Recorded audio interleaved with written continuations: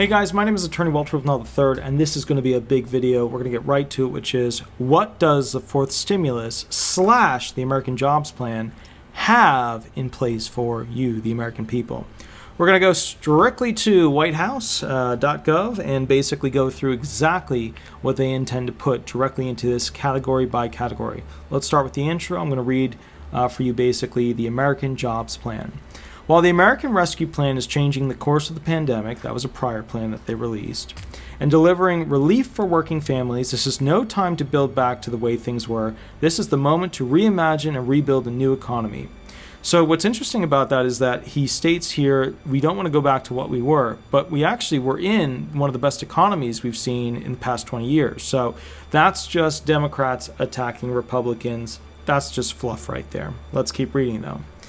The American Jobs Plan that's what we're talking about for the fourth stimulus. The American Jobs Plan is an investment in America that will create millions of good jobs, rebuild our country's infrastructure, and position the United States to outcompete China. That's interesting. To outcompete China. You don't normally expect President Biden to put in strong language that is anti-China. You just don't expect it. And this is directly from whitehouse.gov. Public domestic investment as a share of the economy has fallen by more than 40% since the 1960s. The American Jobs Plan will invest in America in a way we have not invested since we built the interstate highways and won the space race. All right, those are all Republican-based things, right? The big building of the highways, yeah, you could go with both parties on that one. But the space race thing, yeah, you would say John F. Kennedy was the one that promoted that heavily. And trust me, I've done a lot. He's even part of the trailer for SpaceConstitution.com. But at the end of the day, it's been the Republican Party that has promoted continuous space travel, continuous space funding, etc.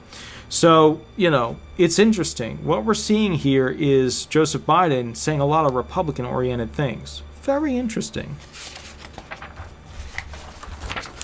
Because the Democratic Party usually stands back and says, why are we going to space? We need to fund the people. And then, of course, we go to space because we need to create new products, invest in the future. I mean, that's the future's future. When planet Earth has a problem that we can't fix, when global warming is a small problem compared to a much bigger problem, that's the answer we're going to have to magically be able to scientifically figure out at that point. Hopefully we'll have the technology, but you never know. The United States of America is the wealthiest country in the world, yet we rank 13th when it comes to the overall quality of our infrastructure. After decades of disinvestment, our roads, bridges, and water systems are crumbling. This is true. There's a lot of problems with our roads. There's a lot of problems with our bridges. You're seeing every once in a while a bridge collapse and things like that. That's because they're older bridges. They're made out of concrete, and the concrete over time does degrade. Our electric grid is vulnerable to catastrophic outages and also attack from foreign nations. Too many lack access to affordable high-speed internet and to quality housing. So that's something that's kind of interesting, which is that when you think about the basic utilities of a human being, water, power, do we include medical care? Do we include insurance? Do we include housing? Do we expect people to be like other countries where they just don't have a house, or they don't have a roof, or they have to live in a tent, or they live under a tarp? These are interesting things, The ironic thing about capitalism is that capitalism would actually do far better if people were always healthy and capable of going to work. But capitalism and the Republican side tends to be anti having, some sort of insurance for everybody for medical. All right, so let's keep rolling. The past year has led to job losses and threatened economic security, eroding more than 30 years of progress in women's labor force participation. It unmasked the fragility of our caregiving infrastructure, and our nation is falling behind its biggest competitors on research and development, manufacturing, and training. So what he's saying here is, and I mean, it wasn't really COVID that kicked off that horrible backslash. It was companies in the 90s selling everything off to foreign nations to go ahead and produce whatever the products we needed, and we just basically were a service industry. All right, it has never been more important for us to invest in strengthening our infrastructure and competitiveness and in creating the good-paying union jobs of the future. That's interesting. He put in union jobs there, which is his nod to the hat to those particular groups. Also, keep in mind, Democrats have been known for fiercely poorly investing American funds. They take in taxes and they invest them into hyper-future green based products and things like that. But unfortunately, when they do that, a lot of those companies immediately go bankrupt. I know there's political trickery in there, but the idea here is many of those go bankrupt, and the few ones that exceed and succeed actually get sold off to, some of them, to China. Like great projects of the past, the president's plan will unify and mobilize the country to meet the great challenges of our time, the climate crisis and the ambitions of an autocratic China. It's amazing to me that he's so like going after China, because, you know, if you watch the Republican side of things, it's like, you know, President Biden is so invested in China. He's so connected to China. Yeah, it's just amazing that you would see this, a White House-based document coming out and being so anti-China. Now, with that said, China is almost beginning this waging war against the southern islands, and Australia is afraid of them because they're a massive infrastructure of war game and war machine technology. So, you know, there's that. Then, of course, China has right now the essentially Holocaust against the, original people of that land that were the Mongols and things like that. You even saw with, some of the Disney movies, or that particular Disney movie, they removed any mention of particular terms that they didn't want used. So what you're seeing is, what surprises me is that this document, obviously from a Democrat-based group, is so anti-China. That to me is very interesting. It's very, very interesting. It will invest in Americans and deliver the jobs and opportunities they deserve. But unlike past major investments, the plan prioritizing addressing long-standing and persistent racial injustice. All right, so he's going to have to be careful with this whole racial injustice thing, because everything right now is turning into a racial just aggression and angry. And I've never seen as much racial tension in my entire life. And it's purely been over the past 2 years that I've been seeing this massive rise of what's going on. So he's got to be careful with this racial injustice, and he can't create laws that are specific to race. That is definitively unconstitutional. And a lot of those are getting struck down left and right, and the government's getting sued and then losing a ton of money because the plaintiffs win. The plan targets 40% of the benefits of climate and clean infrastructure investments to disadvantaged communities. And the plan invests in rural communities and communities impacted by the market-based transition to clean energy. Specifically, President Biden's plan will. All right, and this is where we start to go into the categories. This is what I worry about here, because President Biden, just like President Obama, spent all this money into green energy. And if you go look at the track record of those companies, most of them went bankrupt. A couple of them were sold to China. That's a big, big, big, big, massively huge problem. And here's the thing. This plan could work now because we are closer to having the technology that makes green energy work at a much more high and efficient level, which is good. However, politics usually get in the way of this. And, there's some underhanded dealing that occurs as well throughout the government. As you've seen, people will donate a large sum, and then they will get subsidies or funding from the government for a significantly larger amount. That happens. All right, let's go into basically the categories of this whole thing. Fix highways, rebuild bridges, upgrade ports, airports, and transit systems. The president's plan will modernize 20,000 miles of highways, roads, and main streets. It will fix the 10 most economically significant bridges in the country in need of reconstruction. It also will repair the worst 10,000 smaller bridges, providing critical linkage to communities, and it will replace thousands of buses and rail cars, repair hundreds of stations, renew airports, and expand transit and rail into new communities. That's brilliant. And the reason why it's brilliant is that you can't have trade without basically transportation. Trade and transportation go hand in hand. We don't have a civilization of drones that have the capacity to go ahead and drop off products. We don't have the capacity to digitally rebuild something by zapping it here and then rebuilding it somewhere else. We don't have that. We need transportation. We need old-fashioned highways. We need old-fashioned planes to get things from A to B. Deliver clean drinking water, a renewed electric grid, and high-speed broadband to all Americans. So here's the thing with drinking clean, deliver clean drinking water. When I was in law school, my thesis, my big paper, was basically on parts per billion analysis for heavy metals in water. And what a lot of people don't realize is that arsenic and lead and things like that are found in water in most communities. However, they do basically every so often, they start at 50 parts per billion, and then they went down to 10 parts per billion, and then they went down to 5 parts per billion, now they're down to 1 part per billion. So when they deliver water, they keep reducing the allowable amount of that type of heavy metal or caustic material in the water a little bit more, a little bit more, a little bit more by statute. Now this is important because at 50 parts per billion, you can literally get people with low IQs after they've been drinking it for 10 years. It's a big problem. However, here's the thing. And keep in mind, they even found issues back in the day. There were problems with the Walmart-based, what's it called? The apple juice brand that they were using had a high parts per billion analysis. So there were all these things that were going on in that we were basically having too many toxic metals and other toxins in the water that was being delivered, okay, as for drinking water. So that's good. Figuring out what clean drinking water will be, that's pretty easy. Better filters, lower parts per billion for toxins, etc. A renewed electrical grid, well, we'll have to see what he wants to do with that, because what you're talking about there is getting a lot of people who want to go out there and do the heavy-handed work, where you're talking about loaders, you're talking about excavators, things like that. You know, that's going to put a lot of people to work. That's not a bad thing.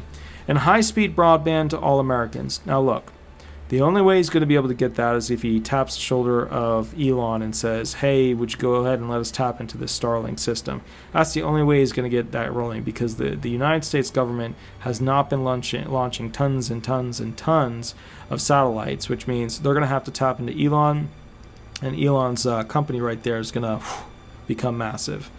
All right, so President Biden's plan will eliminate all lead pipes and service lines in our drinking water system. So is that like county and state, or does he mean like houses as well? Improving the health of our country's children and communities of color. See, now here's the problem. He's throwing in communities of color. So is he going to go ahead and legislate specifically to start with those? Is he going to legislate to, because automatically right off the bat it's unconstitutional. Any law that he makes specific to race like that is unconstitutional. So he's going to have to be careful, and he's going to have to make it poverty-based, because remember, and you know, I don't know what's wrong with this country. You know, he's thinking that African Americans or Latinos or whatever are poor, but the bottom line is there's a lot of really wealthy African Americans. There's a lot of African Americans that have a lot more money than me. You see them on TV all the time, and you don't see a lot of them, okay? But the bottom line is it cannot be race-based. It's got to go ahead and be for a poverty-based class, because that's allowable for making statutes related to that class of individuals. So communities of color? No, it'll be for communities of poverty. It will put hundreds of thousands of people to work, laying thousands of miles of transmission lines and capping hundreds of thousands of orphan oil and gas wells in abandoned mines, and will bring affordable transmission lines and capping hundreds of thousands of orphan oil and gas wells and abandoned mines. Orphaned.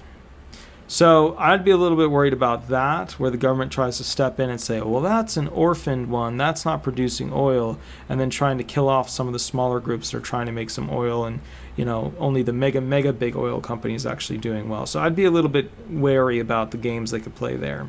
And it will bring affordable, reliable, high-speed broadband to every American, including the more than 35% of rural Americans who lack access to broadband at minimally acceptable speeds.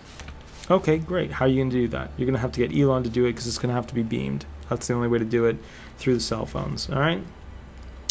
Next category, build, preserve, and retrofit more than 2 million homes and commercial buildings, modernize our nation's schools and child care facilities, and upgrade veterans' hospitals and federal buildings. I dig. President Biden's plan will create good jobs building, rehabilitating, and retrofitting affordable, accessible, energy-efficient, resilient housing, commercial buildings, schools, and child care facilities all over the country, while also vastly improving our nation's federal facilities, especially those that serve veterans. Why would he throw in veterans there and not the disabled, like those receiving Social Security benefits? Yeah, the veteran buildings are definitely behind, but so are the Social Security buildings. The technology is way too far behind. I mean, it took them forever, and I mean forever, to get digital fax. All right. Next category, solidify the infrastructure of our care economy by creating jobs and raising wages and benefits for essential home care workers. Now, this whole, raising wages and benefits for essential home care workers, that was part of his original plan that he was boasting about prior to becoming president. He also boasted about other things, for example, like getting rid of the 24-month waiting rule for Medicare, the 5-month waiting rule for SSDI benefits, and the marriage penalty rule for SSI benefits. None of those have happened yet. So, things take time. Things take time. But, these workers, the majority of whom are women of color. Once again, we're back to women of color. He's pushing this agenda for basically, there's racial inequality and we need to fix it, as opposed to there's poverty and we need to fix it. Have been underpaid and undervalued for too long. For what industry? It's a broad statement there. Let's see what he has to say. The president's plan makes substantial investments in the infrastructure of our care economy, starting by creating new and better jobs for caregiving workers. So basically women of color and caregiving. Now, in his prior plan before he became president, the idea was that family members could basically be trained and organized into caregivers and receive a wage as a result of that to take care of their own older, elderly, sick, disabled family members. His plan, which is not a bad idea, it's really not, because that'll actually get a lot of people out of the hospital. They'll have more continuous care, and then as a result of that, you won't be seeing them in the medical field, as often as much, which is very, very expensive, and the doctors have to get involved. His plan will provide home and community-based care for individuals who otherwise would need to wait as many as 5 years to get the services they badly need. What kind of services? And I realize that this is a summary, but Democrats are really good at writing summary statements. Like, they're far better at it than Republicans. They always have. Democrats have the ability to write something that just feels good. The soul of the nation. They're amazing at writing things that feel good. And that's what this is. But it's lacking the meat. It is just the basic, yada yadas. And I understand it's a summary. This is basically what it is, if you guys are wondering. It's straight from the White House. It's the fact sheet, the American Jobs Plan. But a little bit of meat would be helpful. Getting us on board with a little bit of information, specifics, is always a good idea. Next category, revitalize manufacturing, secure U.S. supply chains, invest in R&D, and train Americans for the jobs of the future. Okay. President Biden's plan will ensure that the best, diverse minds in America are put to work creating the innovations of the future while creating hundreds of thousands of quality jobs today. So the word that stuck out for me there was diverse minds. Well, what makes it a diverse mind? Does that mean it's a different race as a mind? Does that mean it's a mind that's from another country? What does that mean? Like, diverse minds. Does that mean it's just somebody from a different school of thought? Does that mean it's somebody from a different school of logic? We need a little bit of understanding there as to what's going on. Our workers will build and make things in every part of America, and they will be trained for well-paying middle-class jobs. So here he's trying to sell ideas to basically the middle class. And the middle class, largely with prior election, obviously went with Trump because he became the president of the middle class for the middle class, whereas Biden was less of the point person for middle class. But here he's pumping, as you can see, will be trained for well-paying middle-class jobs. So he's pushing the idea that well-paying middle-class jobs are going to be the future. So he's trying to get more middle-class people to be on his voting platform. Next category. Create good quality jobs that pay prevailing wages in safe and healthy workplaces while ensuring workers have a free and fair choice to organize, join a union, and bargain collectively with their employers. So here's the union push. He's trying to get those unions back on board because he lost a lot of those unions when it came to his actual election. By ensuring, and then of course the violence that occurred in those particular cities where there were unions.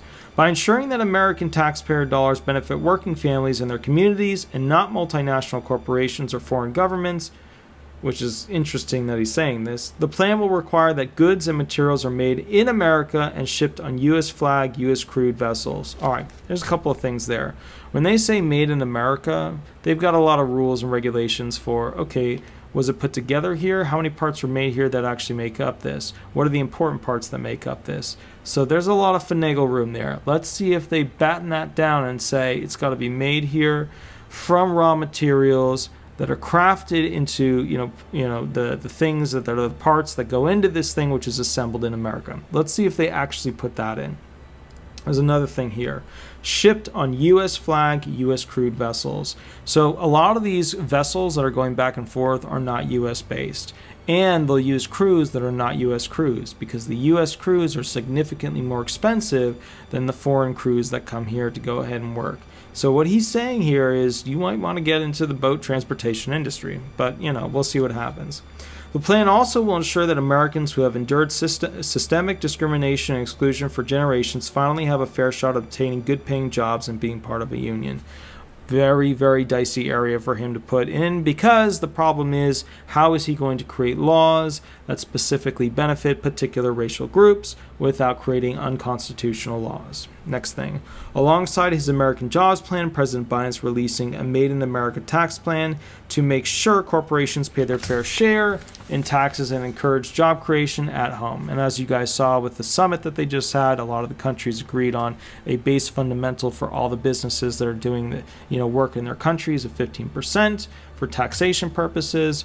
Why is this important? Because what corporations, the biggies, would do is they would set up their headquarters in different countries as to who would give them the best tax exchange deal, and then that's how they basically not pay that much taxes. So now all these big countries are coming together and saying, well, let's just all agree on one tax. That way all these countries aren't fighting to get all the taxes from those mega corporations, because the mega corporations controlled that in the past, and now the countries are so massive and have so much money. Now they're sitting back and saying, now we're going to control the mega corporations. Okay, a recent study found that 91 Fortune 500 companies paid zero in federal taxes on U.S. income in 2018. Very likely to be true.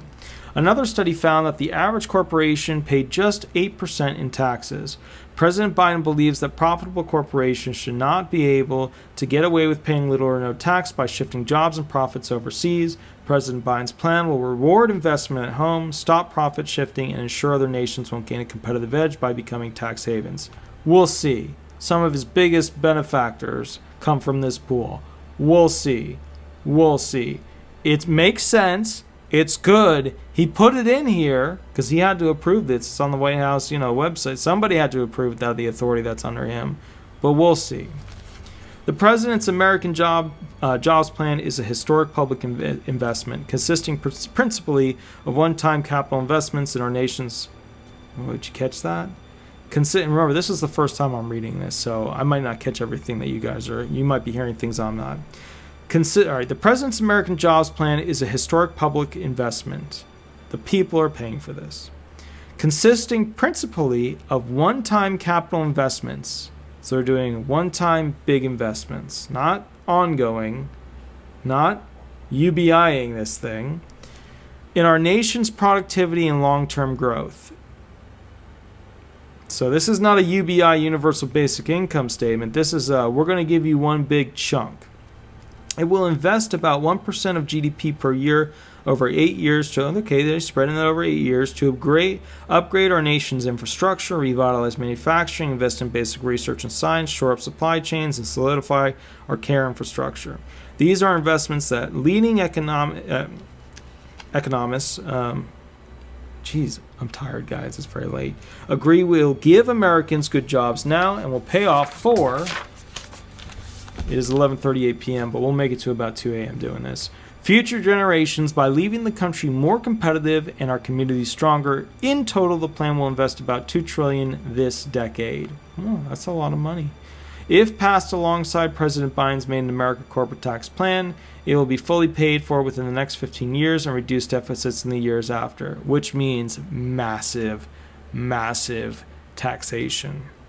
Which means, let's read it again. In total, the plan will invest about $2 trillion this decade. That's a chunk of money. If passed alongside President Biden's Made in America corporate tax plan, it will be fully paid for within the next 15 years and reduce deficits in the years after. So what he's talking about is taxing everybody, not just big corporations. But when you tax big corporations a lot, which is what this is going to be doing, all those products that we use from those big corporations, they go up in price. It's part of the gig. But maybe the plans will be good. I'm going to go read the whole thing. Build world-class transportation infrastructure, fix highways, rebuild bridges, and upgrade ports, airports, and transit systems. This is the next category, but it feels like at this point they're all kind of sliding together. President Biden is calling on Congress to make a historic and overdue investment in our roads, bridges, railports, airports, and transit systems. The president's plan will ensure that these investments produce good quality jobs with strong labor standards, prevailing wages, and free and fair choice to join a union. That's all the same junk he's already talked about. We'll invest opportunities for small businesses to participate in the design. Ooh, let's read that one again. Snookered me on that one. These investments also will extend opportunities to small businesses to participate in the design, construction, and manufacturing of new infrastructure and component parts, but not be part of the ultimate result, just part of the design, construction, and manufacturing of it. President Biden's plan will deliver infrastructure Americans can trust. Never trust the government. Because it will be resilient to floods, fires, storms, and other threats. There's no way they can make anything that's resistant to floods, fires, storms, and other threats at the level at which this thing is talking about. I mean, and notice how they put resilient. This isn't waterproof, this isn't fireproof, this isn't stormproof, this is just resilient proof. Interesting choice. And not fragile in the face of these increasing risks. He's making a comment basically about the storms that are getting worse and worse. President Biden is calling on Congress to, next category, transform our crumbling transportation infrastructure. Decades of declining public investment has left our roads, bridges, rail, and transit systems in poor condition. With a $1 trillion backlog of needed repairs, more than 35,000 people die in traffic crashes on U.S. roads each year. Well, that's not just due to crappy roads. It's due to people speeding on their phone and all that junk. And millions more are seriously and often permanently injured. Okay? The United States has one of the highest traffic fatality rates in the industrialized world, double the rate in Canada, and quadruple that in Europe. Well, there's a lot of reasons for that, but we'll keep going. Across cities, suburbs, and rural areas, President Biden's plan will help parents get to work reliably and affordably, reduce impacts of climate change for our kids, and make sure fewer families mourn the loss of a loved one to road crashes. It's interesting. Well, he's pushing going back to work in the sense of not working from home. That's what my brain thought of right there. His investments will use more sustainable and innovative materials, including cleaner steel and cement and component parts made in America and shipped on U.S. flag vessels with American crews under U.S. laws. And his infrastructure investments will mitigate socioeconomic disparities, advance racial equity. They're changing the words from equality to equity now. That's good though. Equity is better than equality when it comes to theoretical design. Although equity is not as good as justice as a word. And promote affordable access to opportunity. The president's plan invests an additional $621 billion in transportation infrastructure and resilience. It will, in order to accomplish that, repair American roads and bridges. 1 in 5 miles of 173,000 total miles of our highways and major roads are in poor condition, as well as 45,000 bridges. Delays, but you know what? It's funny about this. A lot of this stuff too, and he's maybe counting a lot of the state-based bridges, but you got to remember there's federal bridges or state bridges. Is he just funding the states? Is this where a lot of this money is coming from? That's going to boost New York and California to be competitive against the recovery of where Texas and Florida are at? Because remember, the blue states are going to drag massively when it comes to recovery time. Florida and Texas are nearly back to 100% at this point. But, California and New York, this is how he's going to mega fund them. Repair American roads and bridges, because he'll say, there's more roads and bridges in these places, yada yada, which is fair too, because, New York is a very old place and there's lots of fallen apart buildings and things like that, bridges, etc., that need work. But, you know how the politics go. There's going to end up a lot more money going to California and New York than Florida and Texas. You know how that goes. Repair American roads and bridges. All right, so we've gone through that. Delays caused by traffic congestion alone cost over $160 billion per year, and motorists are forced to pay over $1,000 every year in wasted time and fuel. The president is proposing a total increase of $115 billion to modernize the bridges, highways, roads, and main streets that are in most critical need of repair. So basically, what he's talking about is widening these roads, widening these bridges, and letting more gas-guzzling cars go back and forth while he's figuring out how we get more electric cars on the road, which is fine. That's part of the gig. This includes funding to improve air quality, well, that wouldn't directly equate to air quality, but okay.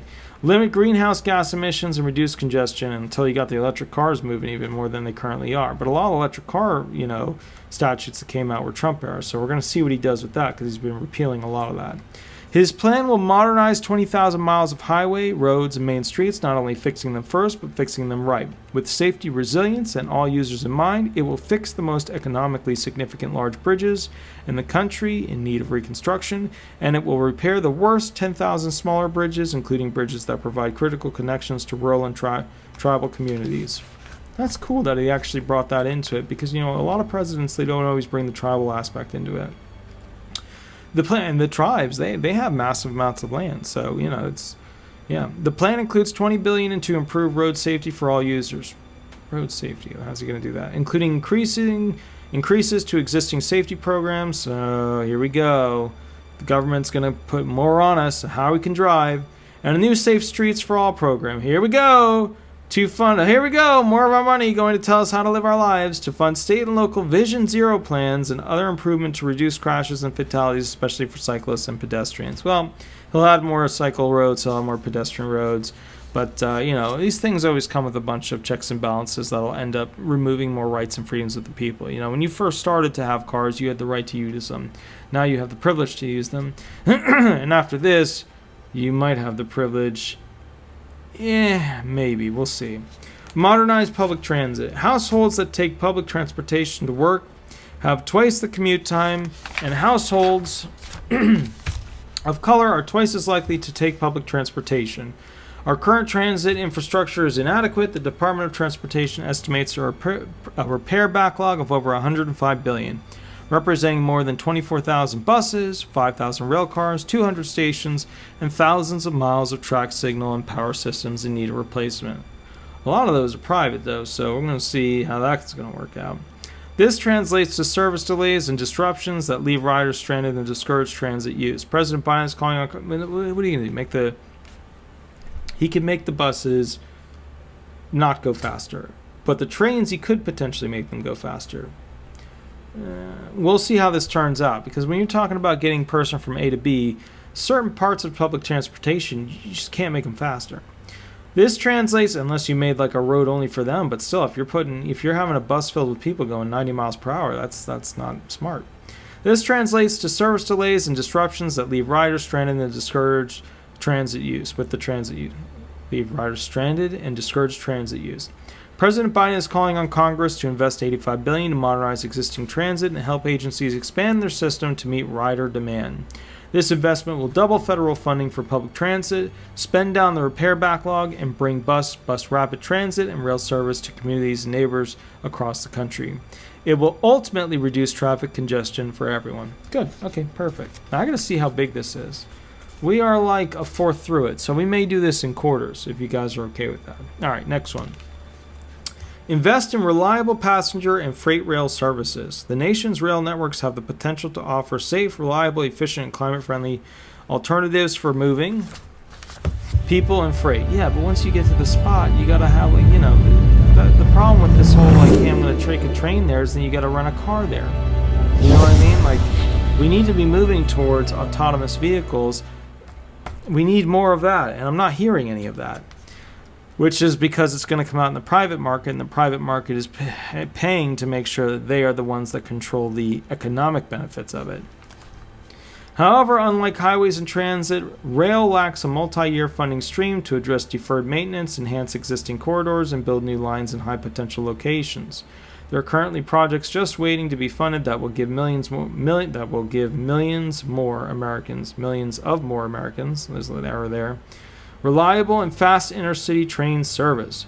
President Biden is calling on Congress to invest $80 billion to address Amtrak's repair backlog, modernize the high-traffic Northeast corridor, improve existing corridors and connect new city repairs, and enhance grant and loan programs that support passenger and freight rail safety, efficiency, and electrification.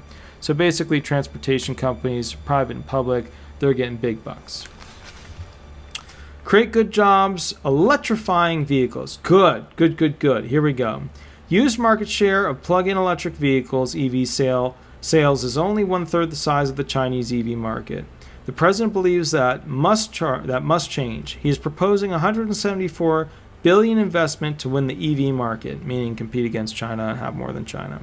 His plan will enable automakers to spur domestic supply chains from raw materials to parts to retool factories to compete globally, and support American workers to make batteries and EVs. It will give consumers point-of-sale rebates and tax incentives to buy American-made EVs, which is good. You'll buy it for a chunk of money, but then you'll be able to send stuff in and get a mega rebate, while ensuring that these vehicles are affordable for all families and manufactured by workers with good jobs. It will establish grant and incentive programs for state and local governments and the private sector to build a national network of 500,000 EV chargers by 2030. Smart, good job. While promoting strong labor, now remember, you also have Toyota come in with hydrogen cars. Not hearing anything about that. His plan will also replace 50,000 diesel transit vehicles and electrify at least 20% of our yellow school bus fleet through a new Clean Buses for Kids program at the Environmental Protection Agency with support from the Department of Energy, which means diesel is going to go through the roof. Yay. I have a diesel truck. These investments will set us on a path to 100% clean buses while ensuring that the American workforce is trained to operate and maintain this 21st century infrastructure. Finally, it will utilize the vast tools of federal procurement to electrify the federal fleet, including the United States Postal System service. He got a lot of crap for this because he's getting ready to basically purchase a bunch of, gas-based, bus, USPS, vehicles that have looked the same for the past 50 years. But anyways, we're going to do a few more categories, and then we're going to switch over to other videos because I've got to do other videos as well to keep up with the other stuff. Next category, improved ports, waterways, and airports. The United States built modern aviation, but our airports lag far behind our competitors. According to some rankings, no U.S. airports rank in the top 25 of airports worldwide. Our ports and waterways need repair and reimagination too.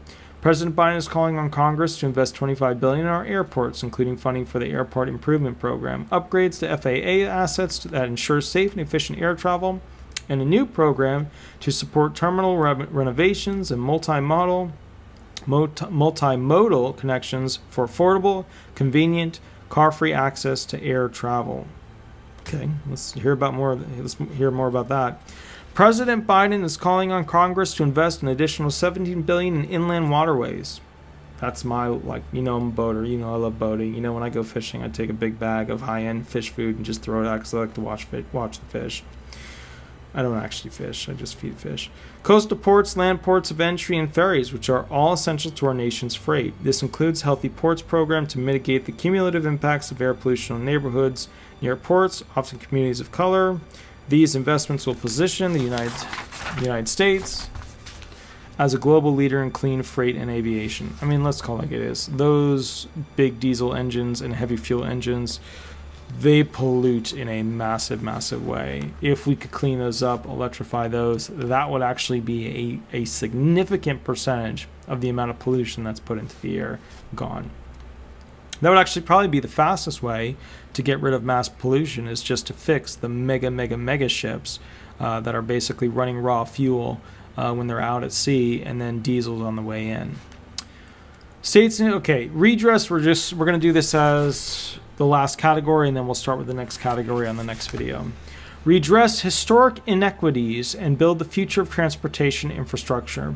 The president's plan for transportation is not just ambitious in scale, it is designed with the equity in mind and to set up America for the future. Too often, past transportation investments divided communities, like the Claiborne Expressway in New Orleans or the I-81 in Syracuse, or left out the people most in need of affordable transportation options.